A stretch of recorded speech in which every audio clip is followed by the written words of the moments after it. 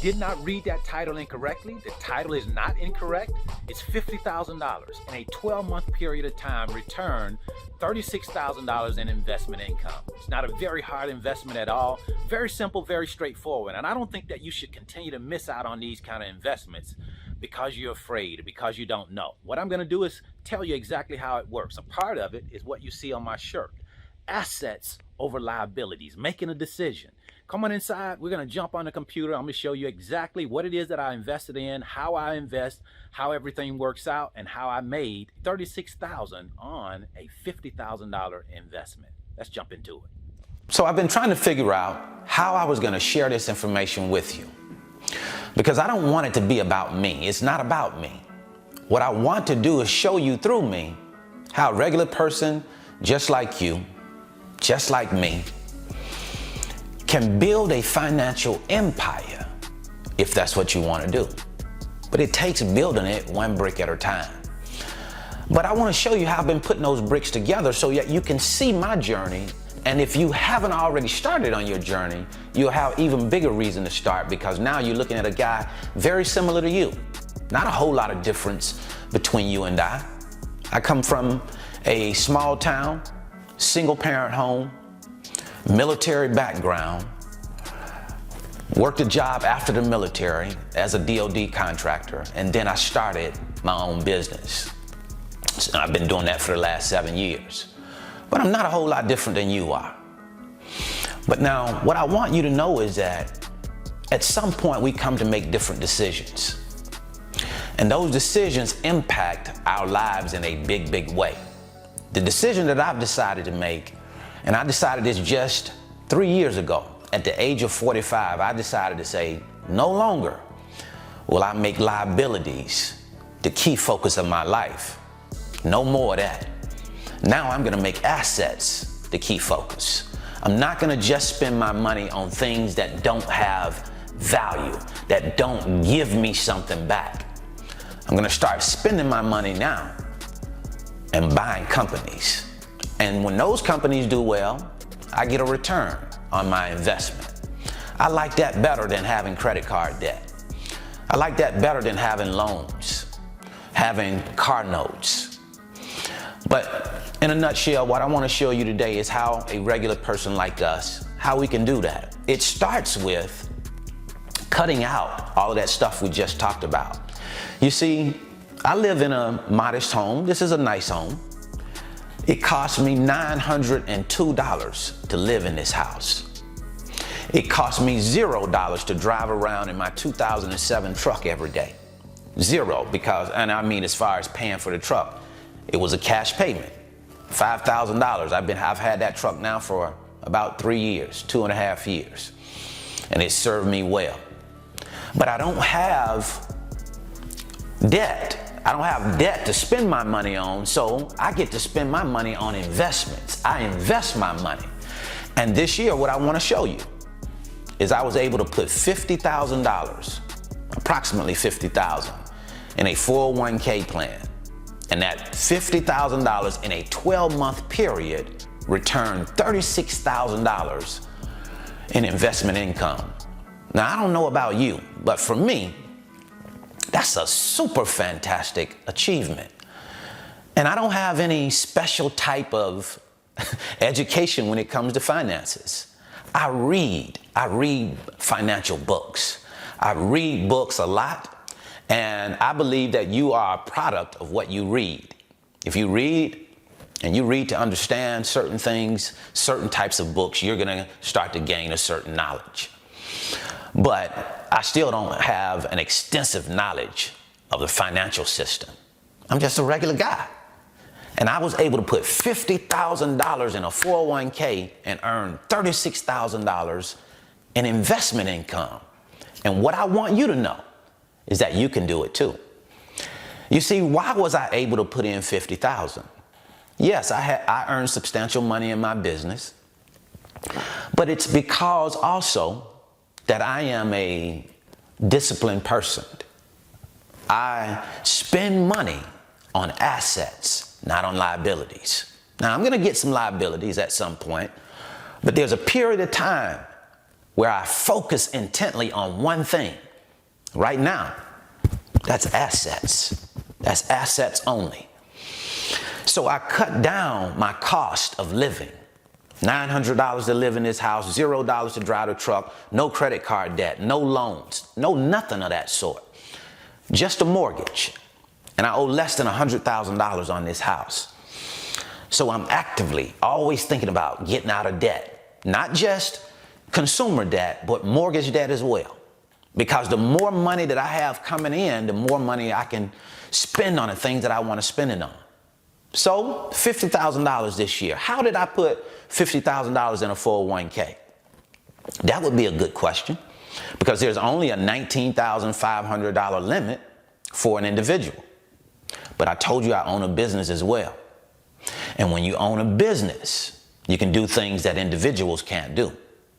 You see, that business allows me to hire my wife on as an employee. And I told you that I could put $19,500 for myself. Well, when I hire her as an employee, now I can contribute $19,500 to her as well. So that's a total of $39,000.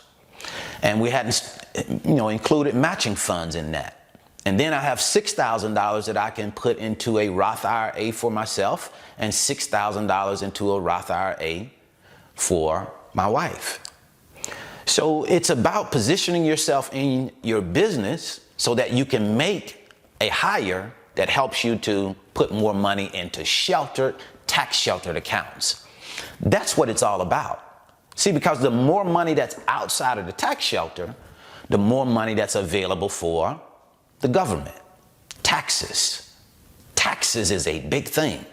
That's a huge expense. As a matter of fact, my biggest expense is taxes. So I have to put money as much as possible into tax shelters so that that money is safe.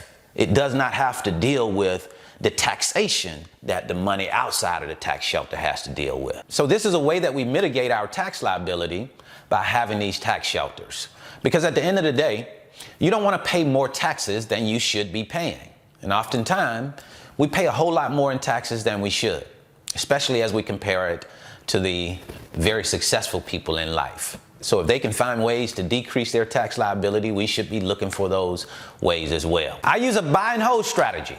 And within that buy and hold strategy, I invest in what's called index funds. Good question is, what are index funds? According to Wikipedia, an index fund is a mutual fund or exchange-traded fund designed to follow certain preset rules so that the fund can track a specified basket of underlying investments. Okay, let's put that in a language that we can understand. An index fund is a mutual fund, or ETF, exchange-traded fund.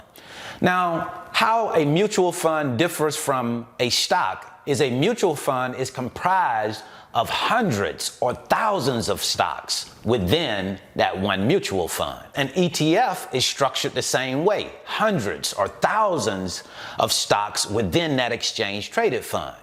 Whereas when you're buying stocks, you're buying a single stock. You're buying Apple or you're buying Amazon, just one stock, okay? Now, it says that it is designed to follow certain preset rules so that the fund can track a specified basket of underlying investments. Now, when we're talking about a mutual fund or an ETF or an index fund, we're talking about that index fund tracking a certain type of index. In this case, it's going to track the S&P 500 index. You also have the NASDAQ and you have the Dow Jones. I like buying the S&P 500 index. So this index fund tracks that overall S&P 500. So I don't have to go in and try to pick the best company, the number one company. I just pick an index fund, and now my money is spread throughout the top 500 companies in the United States, because that's what the S&P 500 is, the top 500. Now, I didn't say they were the top 500. I didn't pick them to be. Folks that are a whole lot smarter than I am said that these companies are the top 500. So that's already been taken care of. I just worry about getting the money to the fund. So it's fairly simple. It's not like I'm sitting in a room all day picking the best stocks, trading all day. No, it's like you put the money in one time and then you go ahead about your business to go to work again. And then it's about understanding your game, understanding what you're good at. Take emotions off the table. Take ego out of the picture. Just deal with the actual facts. And I know that I'm not a stock picker. I leave the stock picking game up to the experts like Warren Buffett, Ray Dalio. Those are the guys that are really good at evaluating companies and picking companies. That's not my game, so I don't try to play that game.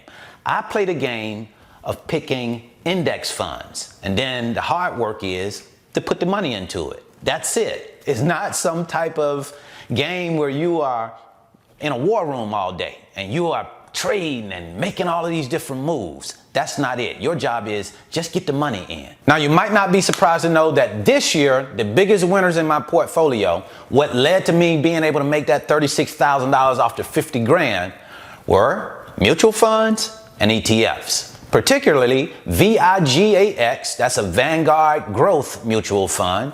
VOO, that is the S&P 500 ETF. VGT is another ETF, that's a technology ETF, and VSIAX, that's a small cap index fund. So those are the big winners in my portfolio. That's what I wanted to share with you today. Don't stay on the fence too long. I stayed on the fence a whole lot of times saying, oh, the stock game is too difficult. I don't want to have to deal with that. You know, I'd rather invest my money in real estate. I'm not going to deal with the stock game. Get that thinking out of your mind. We are talking one of the best games in the world when it comes down to the financial world. To me, it's the best game, period. And I've played a lot of different games, football, basketball, baseball. But the best game in the world to me is the stock market. That's what I wanted to share with you today. Certainly hope this information has been helpful. See you at the top because the bottom is much too crowded.